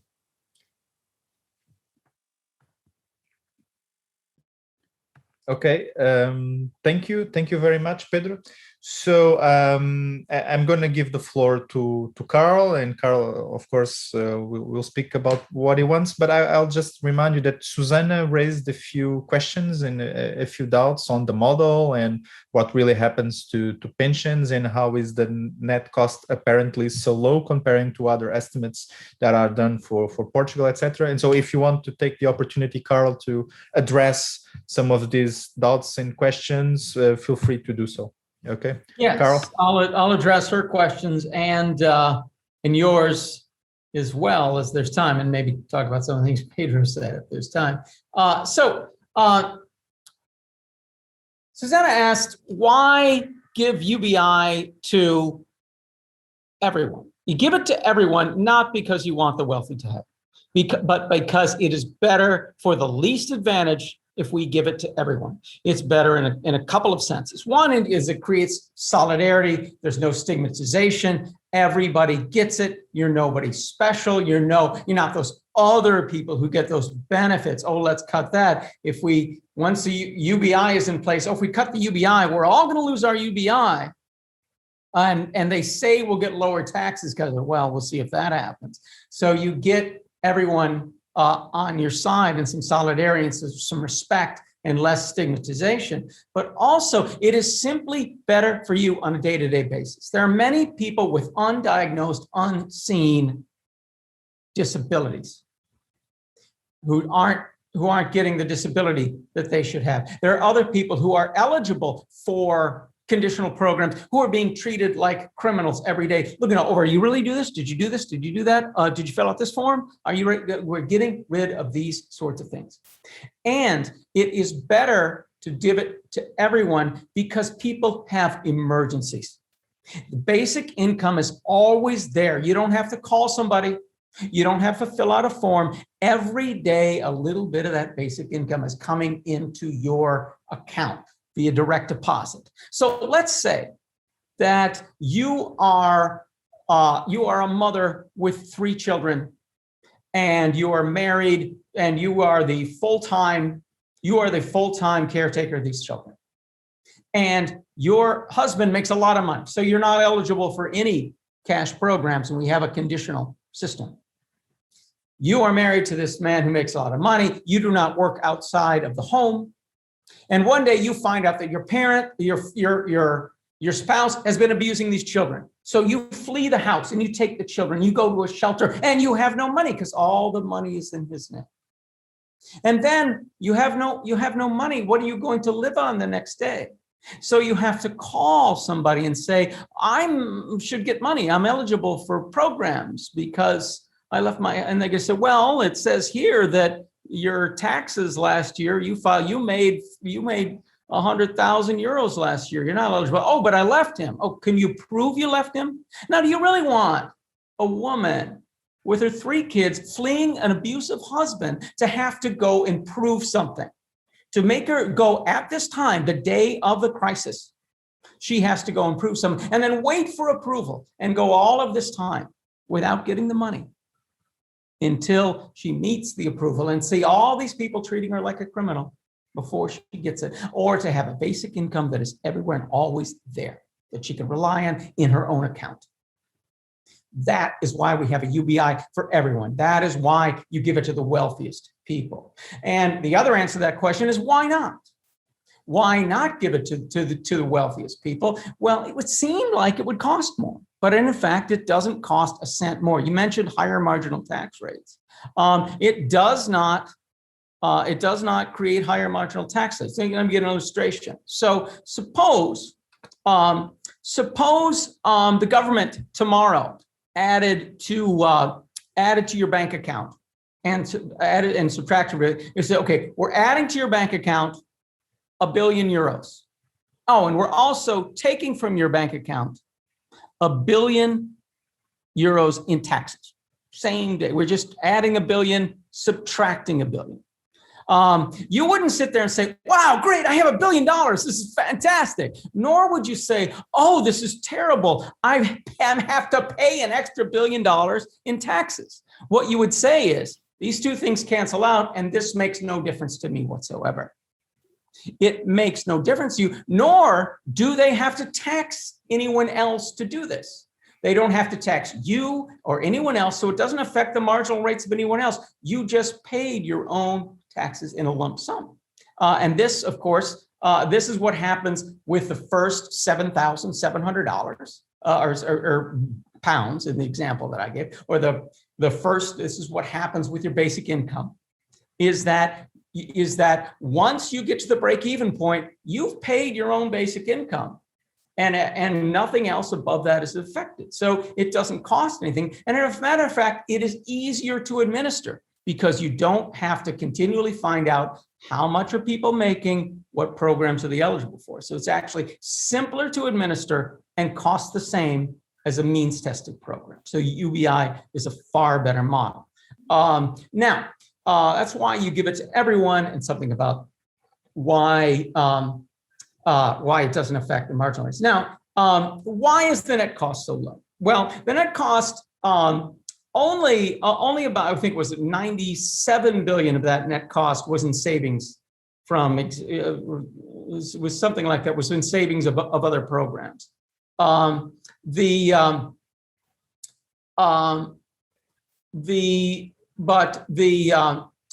reason the net cost is so low is because we're taking into account the extent to which people pay themselves. And for every dollar, or for every pound, well, in the United States, for every dollar, it's 6. In the UK, for every pound, it is 3 pounds that people are simply paying themselves. Net recipients pay part of their own income, and except for the very poorest people. And net contributors pay all of their own income. So once you take that into account, that enormously reduces the cost of the program. And if you're not looking at this, you have no idea what UBI really costs. If you're just looking, you're adding $1 billion. It's like, as I said, adding $1 billion, your taxes taken off. You're pretending that actually costs $1 billion to do that. It's nonsense. It does not cost anything. So that's why the net cost is so low. Now, what happens to pension? Okay, let's say unemployment insurance says, okay, I don't know what unemployment insurance is in the UK, but let's say your unemployment insurance is, okay, and you say, why replace it? First, you said 2 things about this. Why replace these things? And then how are we replacing these things? The reason you replace these things is because, and you mentioned UBI having to do with poverty. Well, UBI has to do with more than poverty. UBI has to do with the fact that every single human being has certain needs that can be met by money in our economy. Now, if we were all subsistence farmers or hunter-gatherers, we get our needs met the other way. The only way to meet needs in this economy is to have money to buy them. Food, shelter, clothing, some basic transportation, and a cushion to protect those things. Every single human being, whether they're retired, whether they're a child, whether they're an adult, whether they're disabled, every human being has these needs. And the idea of UBI is that no one has the right to come between you and the resources you need to survive. And since we've taken all the resources and said they're private property, We're going to give you enough money back that you can buy the stuff you need to survive, since we don't let you just use the resources. So it is for everyone. It's for the pensioners. It is for the children. It's for the disabled. It's for the fully able. It's for the unemployed. It's for the poor. It is for everyone. Everyone needs a certain amount. That's why UBI. So UBI then can replace everything that is designed to give cash benefits to people. If it's higher, it can replace things. If it's designed to cash benefits to people. So let's say that your unemployment insurance is $5,000 a year.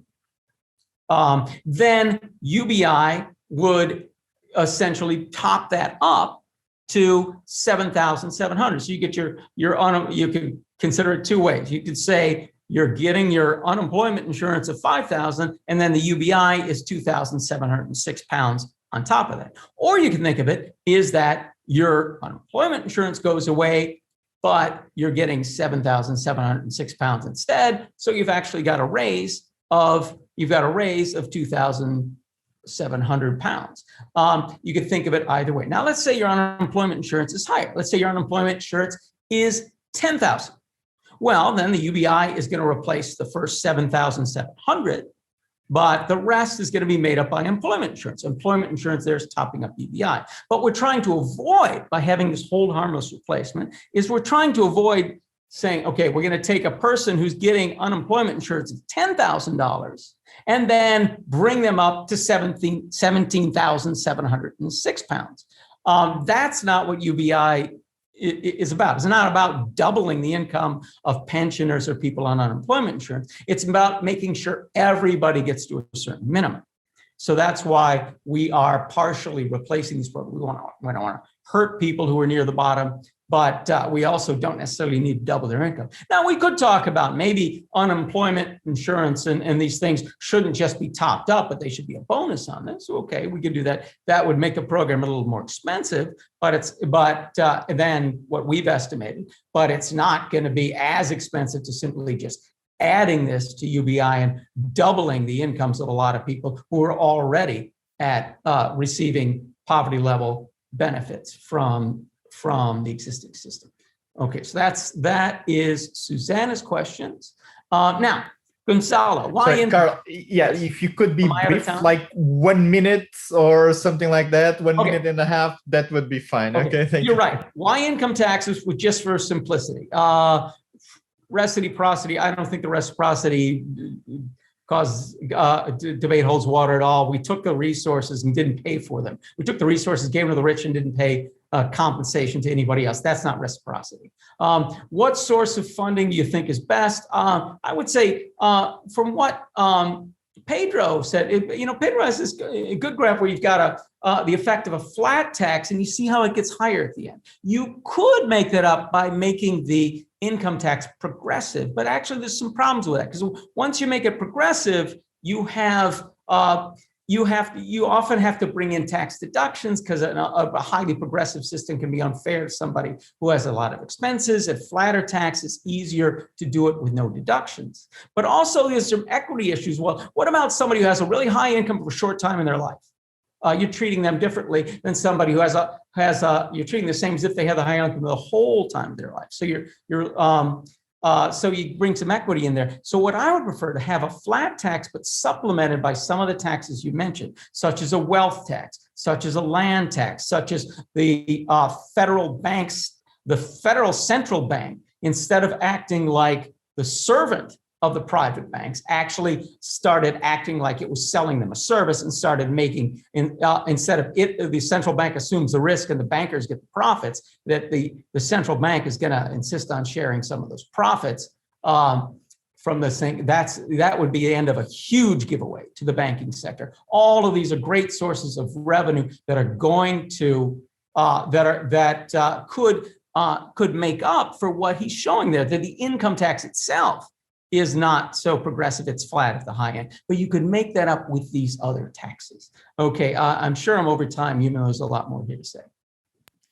Okay, thank you very much, Carl. So we are invading on the time for questions and answers now, but I would still like to give the floor back for very short 1 minute, 1 minute and a half interventions to Susanna, Yeah. Philippe, and Eduard in that order, just out of curiosity. Are you convinced, Susanna? No, but I mean, I knew. Thanks a lot, Carl. But I'm aware. I'm fully aware of all the arguments you gave, and I'm very sympathetic towards these arguments. I think that, I mean, basic income is a splendid tool to avoid all these situations. It's actually, for me, it's very clearly, it's an instrument of power. Actually, you are just empowering people, because all the stuff that you mentioned is really about them. And I find that amazing. So I really like it a lot.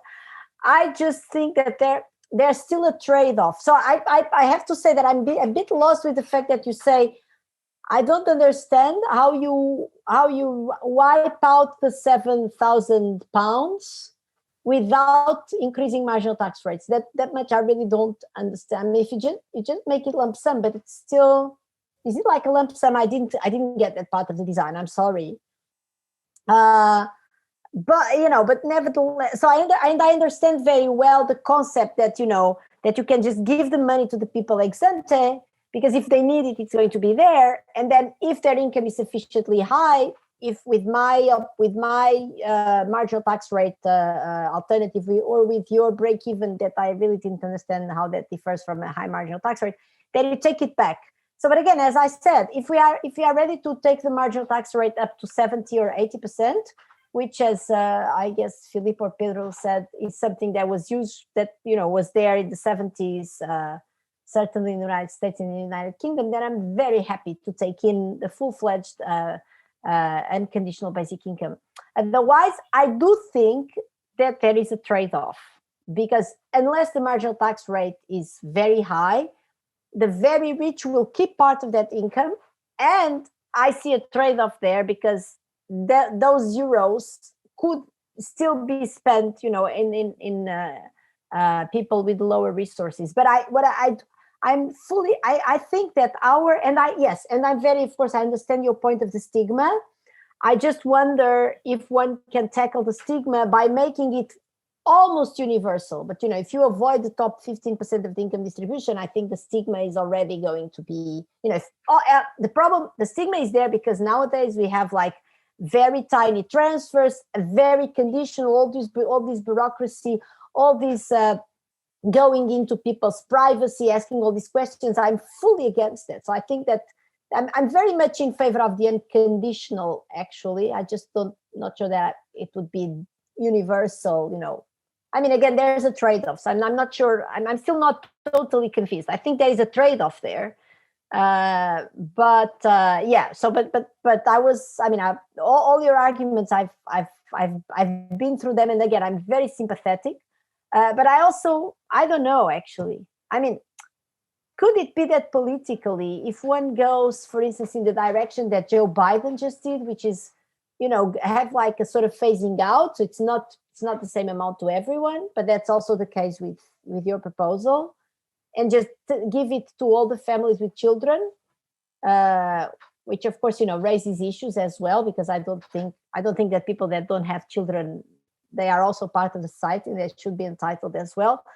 But I mean, politically, maybe, if you just do it, but it goes up to like the top 15. So it's only like the top 10 or 15% of the families that are not getting any transfer. So I'm just wondering if that would be a way, a sort of piecewise way to get there, as opposed to just going fully universal and conditional, without compromising a lot, of course, on the amount. Because if you don't give people enough, then the power is not going to be there. So I'm a bit worried about that. But thanks a lot. Your answers were, like very clear and very interesting. Yeah, sorry, I'm breaking the protocol, but Carl, if you want to have like one short 1 minute reaction to what Susanna just said, that would be your final word, and then I'll give the floor to Pedro and Philippe.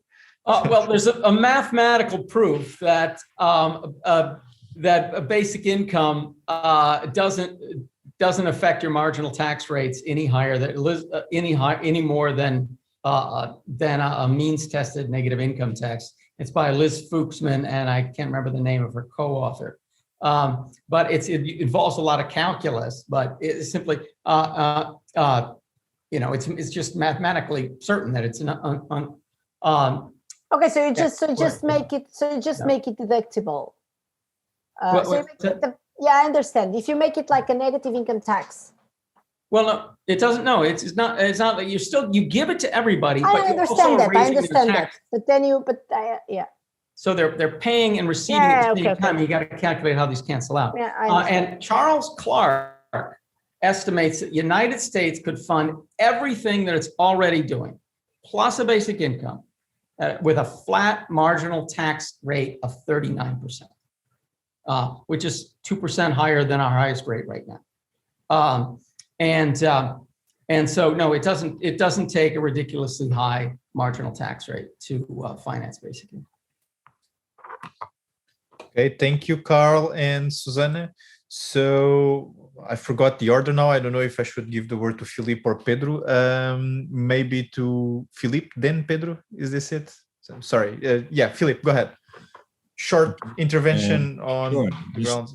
Yeah. Thank you, Gonçalo, and thanks, Carl, for your clarification. I'm really supportive, and I really support your what you were just explaining. And being in Canada and through the pandemic, I think not sure if everyone is familiar, but the Canadian government just offered 2,000 Canadian dollars a month from March to September 2020, unconditional emergency recovery response to the pandemic through the tax system. And I was actually using that to make the case for a temporary basic income in Portugal. So I'm really supportive, and I really support the universal basic income. My point is because I studied like the impact of austerity in Portugal, and like Gonçalo just said, with the stability pact rules and all the being in a Eurozone and all the weak economy, I think it's probably difficult to make the case for universal basic income in Portugal. Different political parties now, the rise of right-wing populism in Portugal against minimum income programs, vulnerable people. So I think it's easier to find a way to for a more top-up income. But I think Pedro initially was asking about source of funding. It's very, I think Carl and Pedro already highlighted, and it's for those who read the paper. I think from existing tax credits, just diverting or just moving funding from existing tax credits or programs, it's one possibility. Maybe shift resources from non-refundable tax credits, another option, and then create, like Carl, just maybe other taxes. And then I think what Carl was saying, treat all income as the same. I think like from the most like vulnerable, I think on the bottom to the most rich, I think it's just pay a universal basic income to everyone. So I think it's important. Maybe we need a conversation on that. One of the conclusions of my study from my PhD research was in terms of moving, I think the Gonçalo was from the national to the supranational level. I think Gonçalo was asking this question. Like Caterina and Roberto, I also wrote a very short op-ed on the social Europe, on Europeanizing the pensions and employment benefits. The piece is also translated in German. I think Pedro, you can also read German as well. So, but I think it's important because with this recurring crisis, with the recovery in the resilience plan, I think it's important to make sure that we can introduce a basic income in Portugal, and not when another political party goes to power. I think it's not feasible. So from austerity, when we just had the impact of austerity with IMF, so the change in the conditionalities and all the changes that were introduced in the employment insurance, on pensions, on minimum income programs were just huge evidence. And I think it's really important if we just move from the national to the supranational level. I was actually using in the conclusions in my thesis the example from Canada. So it's a federation, and then I think the federal government collects all the taxes and then downloads the funding through the provinces. Same as just in the case of the European Union. Eventually, if you ended up just having like a more federation, or like if you treat the income and all the social benefits, I think it's important, is a possibility just to come up with like a solution to just to with a European basic income. And then I think I will just finish with a trickle up effect or trickle up economics. I think it's important to, if we just instead of just universal basic income, if we just introduce a measure to the lower wages, people, the most vulnerable, and we, like I said in my previous intervention, if we just define like an income tested top up threshold, we'll just come up with a solution that everyone under like a certain amount will get a universal basic income, and then based on the previous tax year, I think it's a possibility. So I think I will leave the floor, and but yeah. So thank you, Philip. Yeah. So Pedro, if you want to add something briefly. Yeah, I would like to add something. I'll try to be brief. I have to say I hate playing this part, but I have to say I'm not convinced with Carl, with what you were saying about marginal tax rates and so on. This is a kind of a almost geeky argument, but so I think the question is not so much how marginal tax rates in a hypothetical basic income funding scheme compare with the also hypothetical marginal tax rates in the negative income tax scheme, because they also don't exist, these schemes, but how they compare to the existent effective tax rates in existing fiscal schemes. So I'll give you the example of Portugal, because that's the one I know best. So if you actually check the income tax statistics in Portugal, you'll see that for lots of households in the middle of the income distribution, according to that tax scheme, to the tax brackets, you'll see that there are significant numbers of people. So there in terms of number of households, they are quite large, but the effective tax rate that they pay is quite low. Why? Because a good portion of their income is exempt from taxation. It's the so-called specific deduction, and then you have also the possibility of deductions based on the expenses, right? So often these groups in the middle, they end up paying. Of course, they had several nominal tax rates, because the first bracket of your income, everyone pays the same. It's called the proportionality of income taxation, right? Everyone pays the same.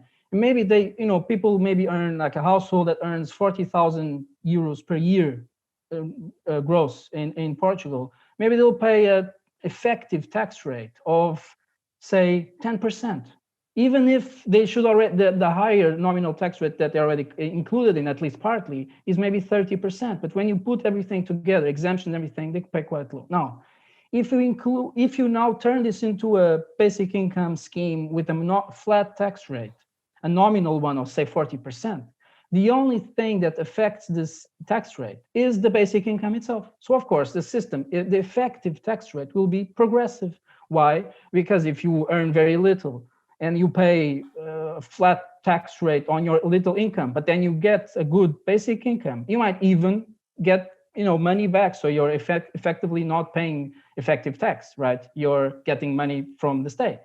But for lots of people, this will represent a jump, right? So this is the comparison we need to make, and not with negative tax income schemes, because of course then mathematically they're kind of equivalent. But I think also, Van Parijs and Yannick van der Broek discussed this. There's a kind of logical equivalence between these kind of schemes. But the question is, how do they compare with existing tax schemes? And this is how I see, also in the Portuguese case, that middle classes, all because they are also more numerous. So people also talk about, let's tax the wealthy. But when one sees, like, unfortunately in Portugal, the wealthy ones, so the people in the higher, so to the right of the distribution according to the tax income statistics, it's just a handful of people. Of course, you can tax them highly, but they won't give like the aggregate numbers that you need to fund something like the basic income. So I think it all depends on the distribution as well. So I guess I have some reservations about this kind of comparisons and just these claims that they wouldn't raise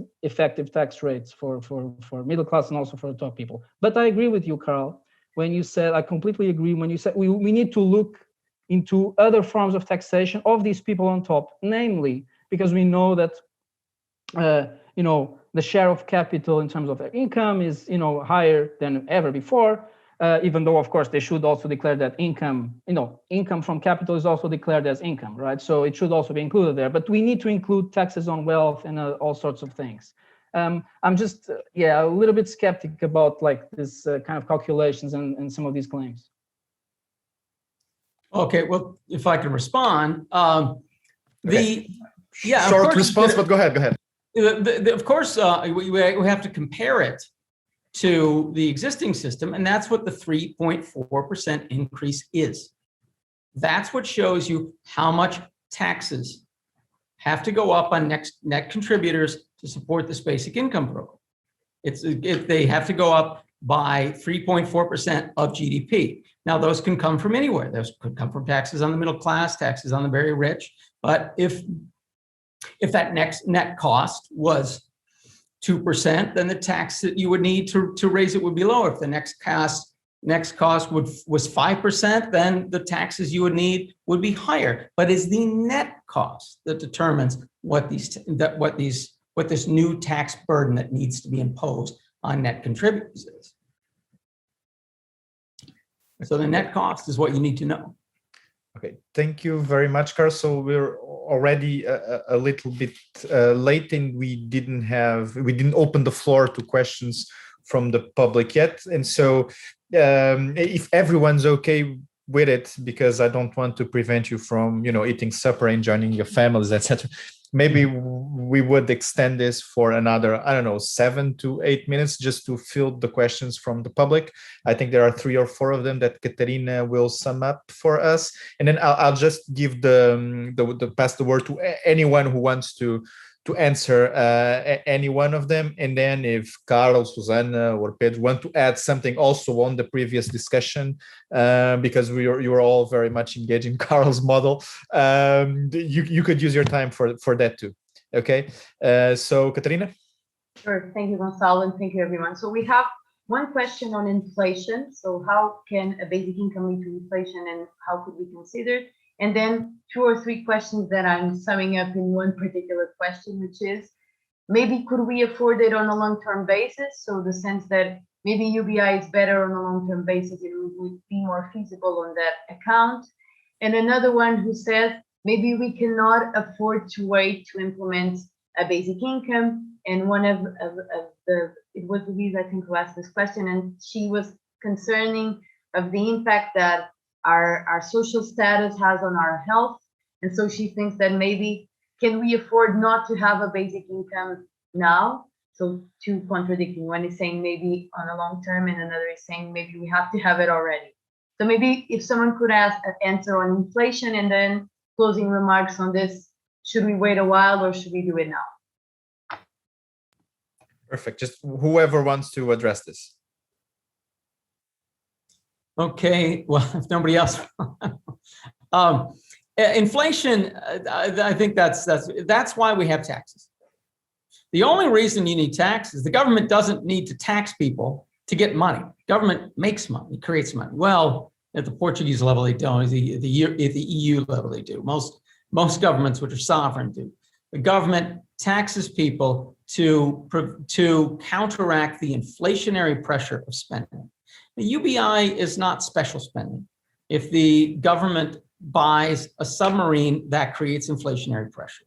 If the government spends money on improving the parks, that creates inflationary pressure. Every spending the government does creates inflationary pressure. It gets the hands of people who might spend those to bid up the price of goods and assets, and that's inflationary pressure. So when you have a substantial increase in government spending, you want to counteract that. And one of the government's chief tools to do that is taxes. And that's why the reason both my model and Pedro's model involve looking at both basic income and taxes, because you have those taxes to prevent that inflation. And remind me what the other question was. The other one was about. So should we wait a while, and can we afford to wait a while, and maybe in a few years it will be more feasible, or can we not afford to wait and we should do it now? The basic income is hundreds of years overdue. We have owed a basic income to the disadvantaged people of the world since we abducted the slaves, since we killed the buffalo in America, and since we enclosed the commons in every country in Europe. It's centuries overdue. Thanks, Carl. Someone wants to add as closing remarks to this question or other? Susanna, do you want to add something? I mean, I completely, so again, I think Carl and myself, we agree more than what it seems. So I totally agree that we owe people, a compensation for many things that they are born without. Yeah. So again, I completely agree with that. I think it's a matter of justice.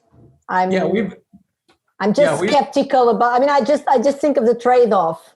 Yeah. But we've been through that. So but I definitely see. So again, if you tell me let's give this income to the, let's just exclude the top quintile of the income distribution, I'll say let's go for it. Then another issue, of course, is how we fund it. Yeah, but I definitely think that this is really. So I think we have to see this as not only as a redistribution of income. It's everything, because it's.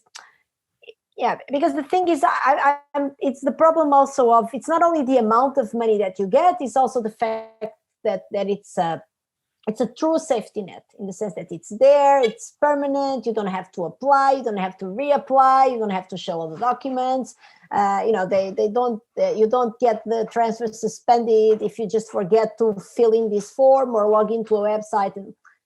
And I think that's really important for people to feel that safety.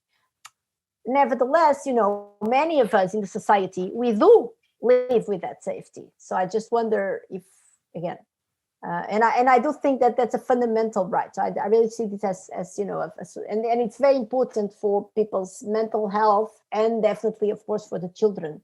Growing up in poverty has many costs in every spheres of people's lives, So I think that we owe these people this security, so that they can actually, give the security to children, that they grow up as functional and happy adults. I'm totally sympathetic to that idea.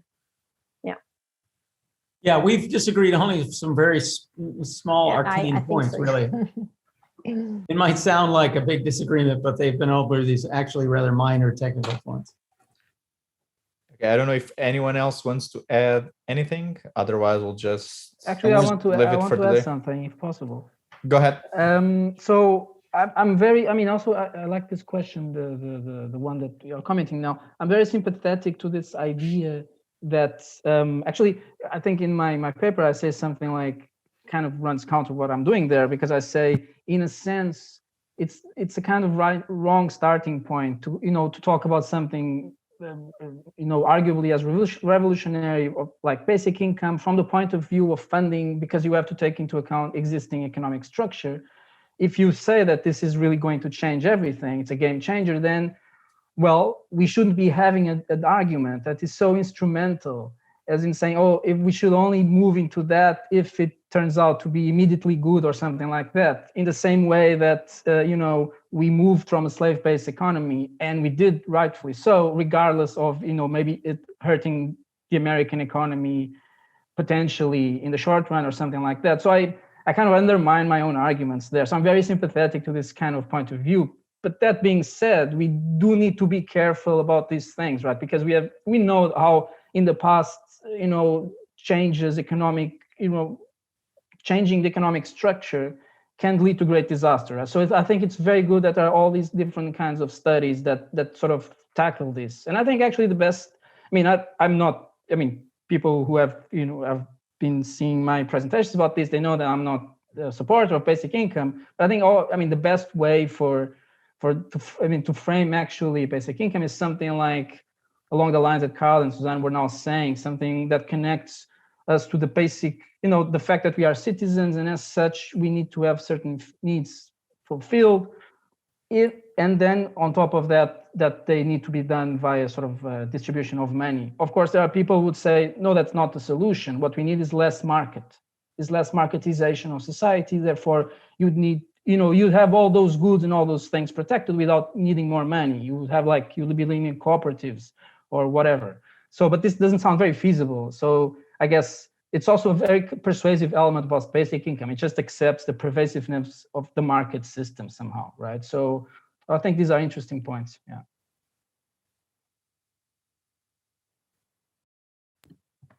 Okay, anything else? Can I just make a final comment, Gonçalo? Yeah. Okay, so I was just, yeah, so just to conclude, to answer your second question about, so I think the time is now. I think it's really important for the recovery, like to recover from the pandemic crisis. I think it's it's timely, the introduction of a basic income measure in Portugal or in Southern European countries. While different designs, probably what just Carl presented really well, or maybe just what I was just arguing. But I think from the more egalitarians on the left, the political spectrum, or the advocates, I think sometimes they tend to be against basic income. But on the right side, I think it's just important also to explain the importance of not destroying the welfare state and then having a basic income measure. Susanna and Pedro was already just mentioned, I think, and I'm really from the right, from a rights perspective, from a Marshallian framework, a more egalitarian perspective. I think it's important, the introduction of a basic income measure right now. I think with the billions just coming very soon from the European Union for Portugal, I think it's an important way just to, it's, I think, it is an engine of growth. Maybe if we can use a more market-based language, we can probably justify, okay, this is the important way to activate more, like, instead of just raising wages. I think it's, if we just distribute money to the more lower classes or more working classes, I think it's just really important. So that's the point I want to just make. And just thanks everyone for the invitation. Yeah. Oh yeah, and my apologies, Philippe, that I didn't interact with you more, but I didn't. There's really nothing you said that I had to take issue with. So, or so. It's okay. Yeah, really good. It wasn't, but I appreciated. I liked what you're saying. So thank you very much. I think we had a very rich and interesting roundtable with a lot of discussion going on. And so I guess the next meeting will be to just ask you all to draft the proposal of a basic income for Portugal. That could be that could be an interesting idea. I'm just half joking. I'll just shut up and give the floor once again to Catarina if you want to say some final words. No, you were completely, you were on track to say the perfect things. No, I don't want to take any more time. Thank you very much, Carl. Thank you, Pedro, Susanna. Thank you, Felipe. Thank you, Gonçalo, for taking your personal time to be with us today. It was great. I think it was super instructive. It was for me. I hope it was for everyone here on Zoom and on Facebook too. And I hope to see you all again. And thank you very much. Have a good evening.